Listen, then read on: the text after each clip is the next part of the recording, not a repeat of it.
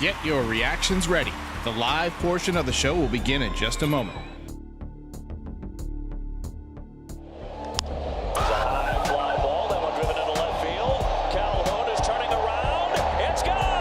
Sox are on top, 4-1. Man, is he ever. Deep drive, back it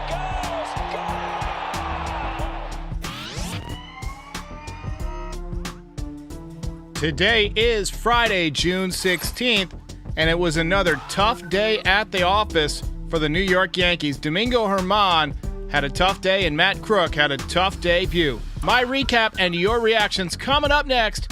This is NYY Recaps. Welcome to Yankee Stadium. Just when they thought I was out, they pull me back in.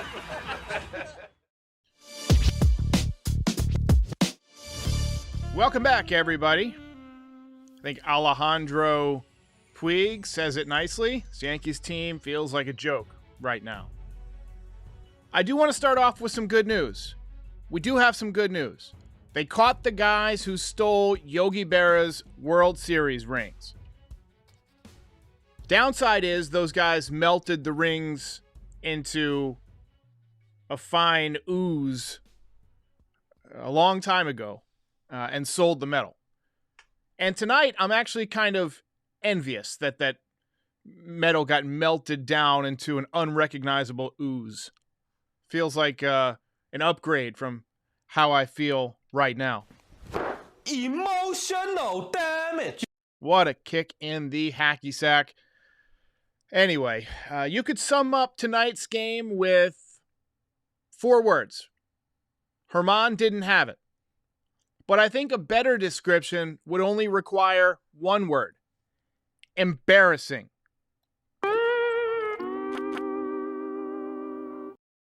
Stone Cold says, saw the Yankees up 1-0 and then went to dinner with the family. Came back to see them down 14-4. As Joe Girardi would say, it's not what you want. But as fans, we feel embarrassed. I feel embarrassed. I'm sure a lot of you feel embarrassed. We're embarrassed by the lack of effort. We're embarrassed by the defensive mistakes, the lackadaisical plays, the lack of hustle. We're embarrassed at how far this lineup has fallen in recent years. At this point, if you're the Yankees, aren't you embarrassed as an organization by the product that you're putting out there? You've got to be embarrassed, right? You must recognize this. This is a pitiful excuse for a New York Yankees roster. Alex Valerio says the culture needs to change. The World Series or nothing mentality is gone. No contact hitters, horrible fielding. This is not the Yankees. Thank you for the donut. I'm going to get to a lot of your comments tonight, but I want to get through. I have some thoughts. So please hold your super donos until we get done with this little rant that I need to get off my chest. And I'll recap what happened for those of you who missed the game. It was not pretty. But as an organization, the Yankees just, they have to be embarrassed that we're 60 some odd games into the season and they still haven't put 3 competent outfielders on the field at the same time, all season long. Aren't they embarrassed that it's June 16th and we've already had to put Isaiah Kiner-Falefa into pitch twice? He has 2 more appearances than your $160 million free agent, Carlos Rodon. Aren't you embarrassed that every athlete you acquire either gets hurt or begins to completely suck immediately? Aren't you embarrassed as an organization that our AA catcher has to fix the batting stance of our number 1 prospect because our hitting coach has his head up his ass and missed that this kid completely changed his stance over the course of the season, completely opened up his stance. And he's looked a lot better since he's closed it off. Had another decent night tonight, got on base 3 times. Aren't you embarrassed that Austin Wells has to catch that? This is not a serious organization. Tonight, you got 6 guys in the lineup hitting about 240 or less. Do you really think you can win with that type of contact skills? I look through the minor leagues, and there's not a lot of guys hitting for contact down there, but, you know, Peraza went deep tonight. He's hitting around 300. Estevan Florial, maybe you give him another shot. Guys tearing the cover off the ball in AAA. I don't think it's going to translate, but it's worth a shot at this point. Are you embarrassed that you got blown out by a last-place Red Sox team? Didn't look embarrassed. They look completely fine with it. And that offends me more than anything. Lack of effort.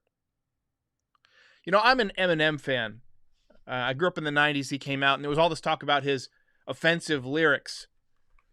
And the lyric I found most offensive was on the song called Rain Man, where he finished up the song, which was a terrible song, made no sense, and he said, I just did a whole song and I didn't say shit.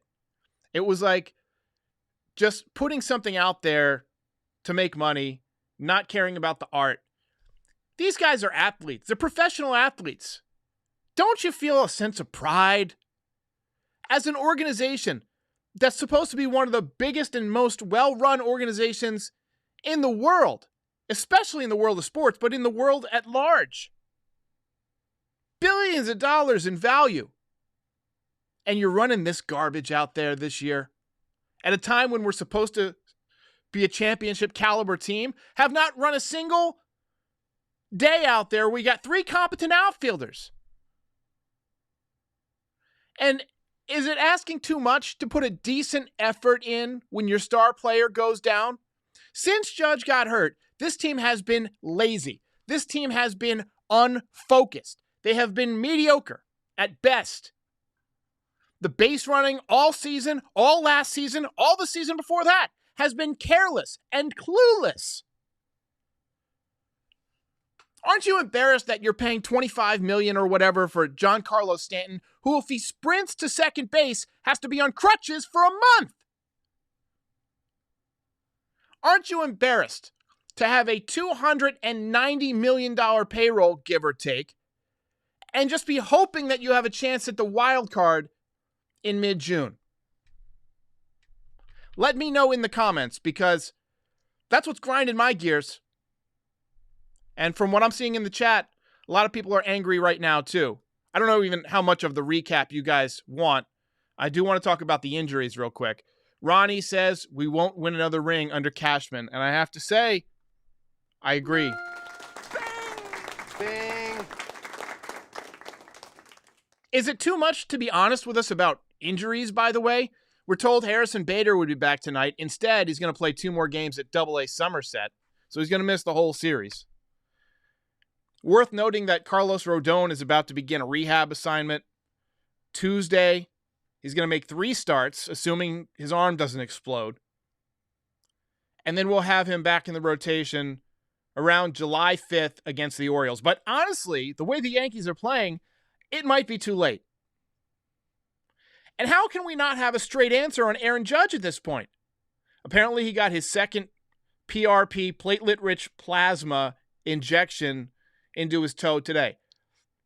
They said there was a second ligament that was still giving him trouble. Why don't you treat both ligaments when you're in there the first time? This guy's your star.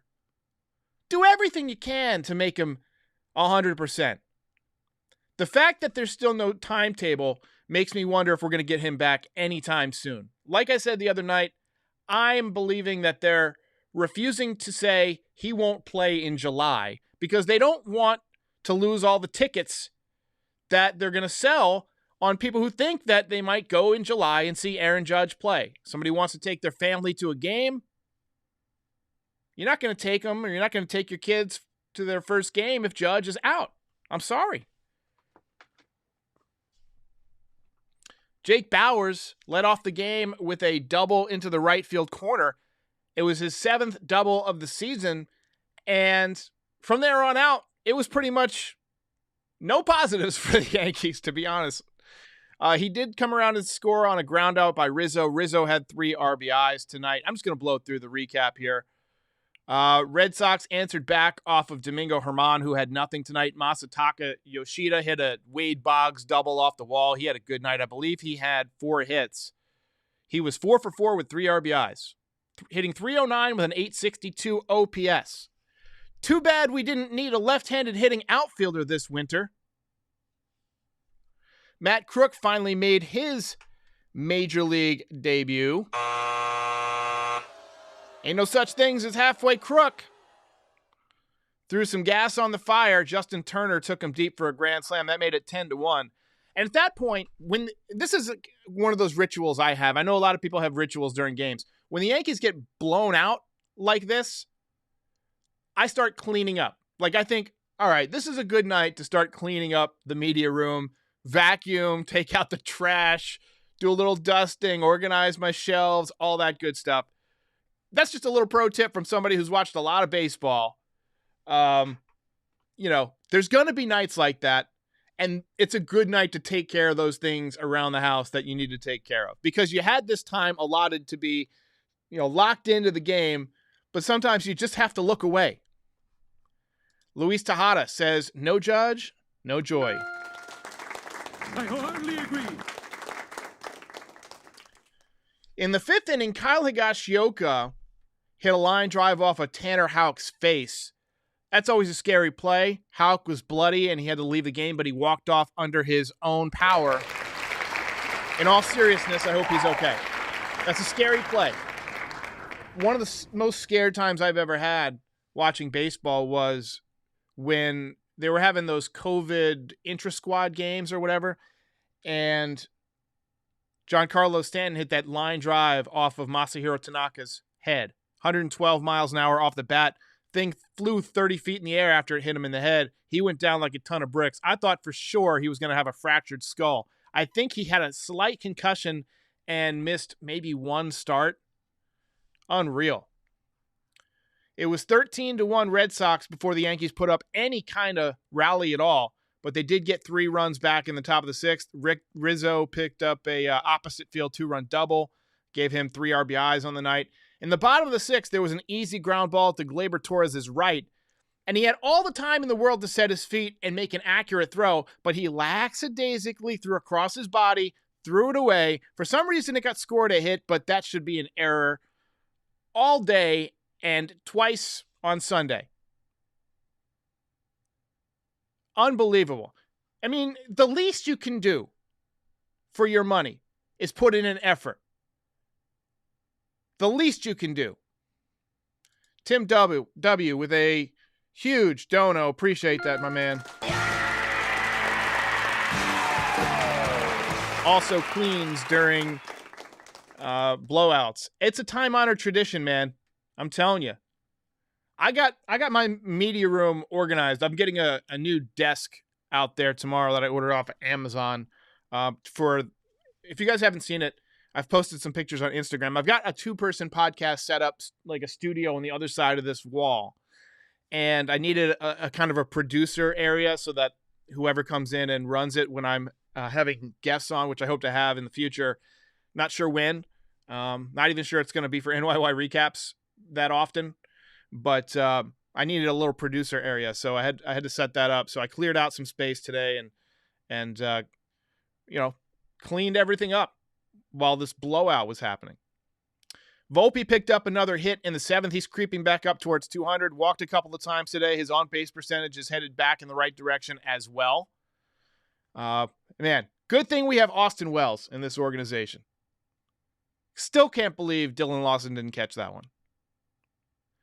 Josh Donaldson hit a meaningless solo home run in the top of the 8th inning. That guy is awesome at hitting meaningless solo home runs, I'll tell you that much. IKF pitched in the bottom of the 8th and allowed his first run of the season, Red Sox 15th run of the game. His ERA went from 0 to 4.5. So tough night for IKF's relief pitching stats. And Masataka Yoshida put on a hitting display. Just an absolute display.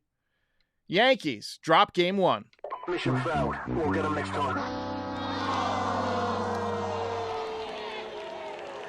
All right, I'm going to switch over to this screen, and I got to quickly read the app, and then we're going to just devote the rest of the episode to taking your comments, because I see a lot of people that are very unhappy with this team. But I do have to tell you about the Game Time app. Game Time is the sponsor of this podcast. They're going to be sponsoring it for about, 10 or 12 episodes a month for the rest of the season, just helping me keep the lights on. And as a favor to me for them, supporting this podcast, I would love it if you would download the Game Time app, enter the code NYY Recaps, and you will get a $20 coupon to use on your first purchase of tickets. We've talked about this. Sports right now, baseball is pretty much the only sport out there, but when basketball's back, when football's back, when, if you have an MLS soccer team, obviously, concerts, theater, musicals. I've been told there's a difference. Shout out to Doug Rao. But look, Game Time is the app to get for all that stuff. I use them now. I'm going to be using them more in the future. And not just because they're a sponsor, although that's part of it. But it really does work well. Mike Giarmita says, I miss Tanaka. I do too. Crackle Nuts, great name, says, Torres thinks he is Cano. And he is not. Alex Valerio thinks Torres is lazy. Unfortunately, he's got that reputation. He's had a lot of hustle issues down the line over the years. But look, you've just got to maintain full focus on the game while you're between the lines. That's all we ask. You're not going to win every night, but an effort for the amount of money these guys are earning. Watching guys give no effort just pisses us off, and it pisses off Dexter, the cat. Dexter's going to come say hello. Dexter, does it piss you off? It does. You can tell. Look at that face. Look how pissed off he is. He is pissed off. Now he's pissed off at me. Anyway, Luke Harrell says he just appreciate that. Joe Higashi says prima donnas. I forget what the there's whenever I hear that word, I always think of a line where a guy says it this way, prima donnas, and I had trouble remembering for a second what movie it's from. It's from Groundhog Day, which just flashed a scene from that up on the screen there. Tommy C says, guess when grand slams are guaranteed to be a hit? When you give your opponent 5 outs in an inning. By the way, 3 errors called hits. Yeah, the scoring this year has been insane. It's been awful. I mean, I guess they're trying to correct for bad batting averages maybe, but awful scoring. Joe Giamarino says this team is poop emoji. Anyway, Ziplot says, wild card, give me a effing break. I'm trying not to swear too much I don't even know if I have yet in this rant. My last rant, I think I broke the sound barrier with the amount of F-bombs I dropped. I got a lot of bad response, but I also got a lot of positive response, but I just don't want that to be my thing. That was one of those once or twice a season kind of deals, and tonight was just too much of a beat down. By the third inning, they were down 10-1, so I got all the Fs out of my system before we came on. Game over, man. Game over. I gotta get out of here. Chris Goliath says he used the code going to the game on June 23rd. All right. That's awesome. You gotta go. Frankie says Derek put more effort into those cat sounds than the Yankees put into this game. Samantha says no highlights to put together tonight. We got some highlights. We didn't put many highlights together for the Mets game. I had like a weird glitch and had to pull down that podcast and re-upload it because I think there was like an error in the file name and it didn't pull my highlights on my end. So I couldn't figure out why. I had to re-upload them. It was a pain in the butt, but thanks to everybody who stuck through that one. Look, when you do 160 or so live podcasts a year, occasionally you're going to have technical glitches. So far tonight, I think we're doing okay. But the night is still young. Tommy Higgs says, why is Peraza still in AAA? I'm going to pull up Oswald Peraza's stats because he had another home run tonight. I don't know if it's been added. He's hitting .296. He has got 11 home runs. He's got 24 RBIs. He's got a .949 OPS. Now, we know that stats don't necessarily translate from AAA to the major leagues. We saw that with Hoy June Park. We saw that with, Estevan Florial, who tore up AAA last year. But he's a top prospect, and he just turned 23 years old. I think it's time to get him in the major leagues. Now, he did have 32 at-bats in the major leagues this year. He hit 188, did have 3 RBIs. He stole a couple of bases. Look, I would rather have him learn on the job along with Volpe and lose than have to watch Josh Donaldson out there and lose anyway. That's just my opinion, man. To quote Frankie Baseball, this is pitiful. Bunch of people freezing their butts off to worship a rat. You want a weather prediction? I'll give you a weather prediction. It's going to be cold, it's going to be gray, and it's going to last you for the rest of your life. Zippy Narwhal with the dono. This is for your cat. Appreciate it. I'll use that on some treats. Another dono for Dexter. Dexter's going to have to get an encore cameo appearance here. Paying for his I don't know, whatever it is he needs to be paid for. Frankie Baseball says, "You're hypocrites." Oh yeah. Honestly, Groundhog Day is one of those movies I watch every year. There's only a few movies that I watch on a yearly basis. Some movies that, even my favorites, I'll watch them once or twice a decade. But I watch Jaws every year around the 4th of July, usually around July 2nd or July 3rd. And then I watch Groundhog Day every year on Groundhog Day. And it's been in the theater by me a couple of times recently, so I've gone and seen it on Groundhog Day, so that's fun.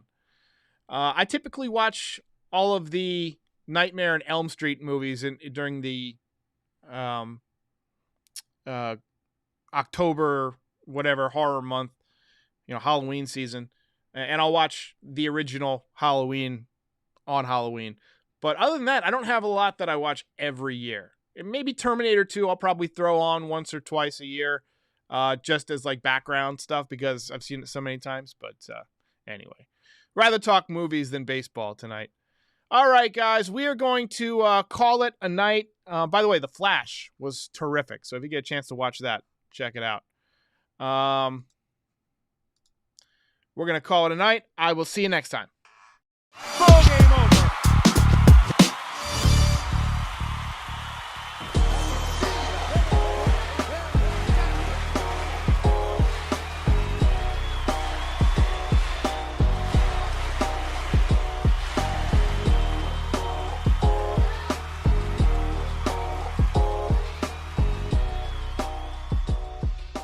Most impressive.